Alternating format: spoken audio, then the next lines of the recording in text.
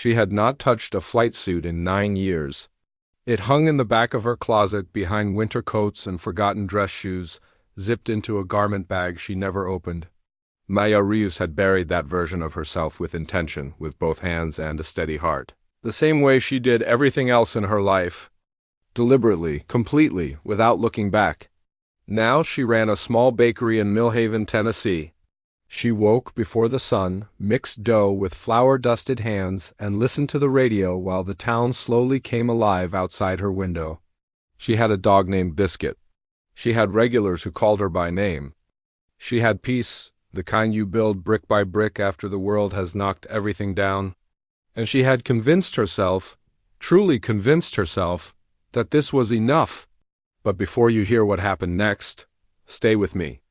Because what comes in the next few minutes of this story will change the way you think about who we are, who we pretend to be, and what we owe to the people who never stopped believing in us.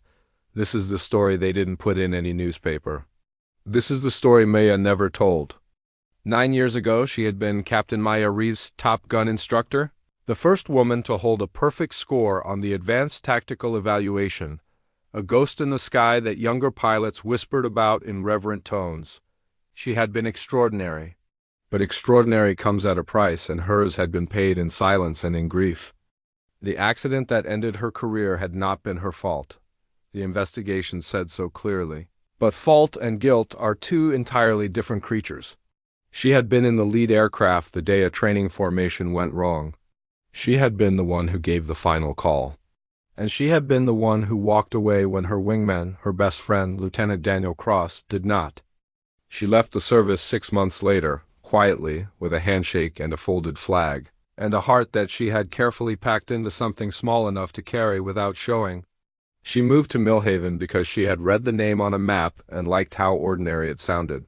She learned to bake because her hands needed something to do at 4 in the morning when the memories came.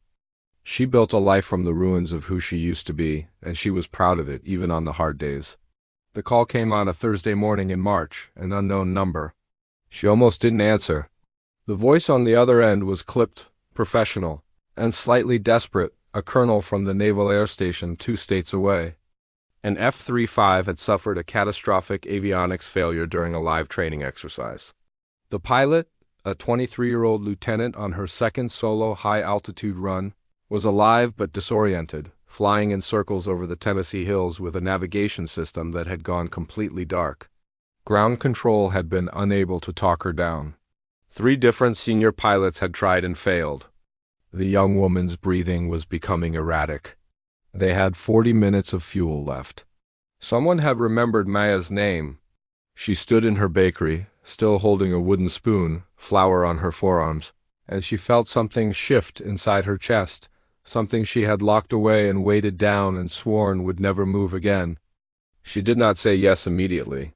She stood in the silence of her own kitchen for a long moment and let herself feel every single thing she had been running from for 9 years. The guilt, the grief, the love she still carried for the sky, for the work, for the young pilots who needed someone to believe they could come home. Then she said yes. They patched her through from a field command vehicle 40 minutes later.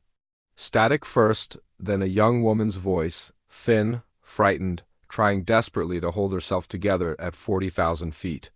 Maya closed her eyes and let her old self come back, not the broken version, not the one that had walked out of the service with hollow eyes, but the real one.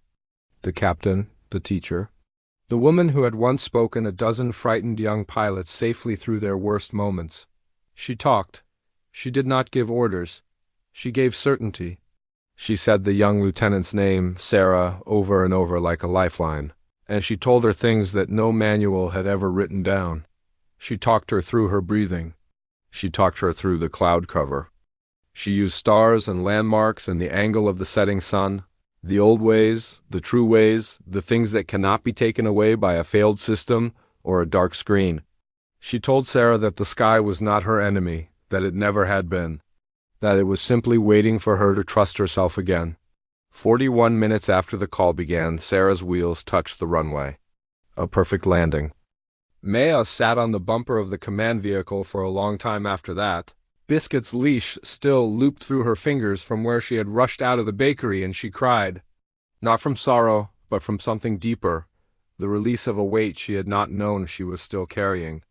Daniel's voice came to her then, as it sometimes did, but for the first time it did not sound like an accusation.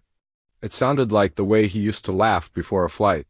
Easy and warm and completely unafraid. She returned to her bakery the next morning. She made cinnamon rolls and opened the front door and let the light in. But on the shelf behind the counter, for the first time in 9 years, she placed a framed photograph of herself in a flight suit, standing beside a jet, young and fearless and completely alive. If this story moved something in you, the way Maya's did for me, share it with someone who is hiding a part of themselves they are afraid to reclaim.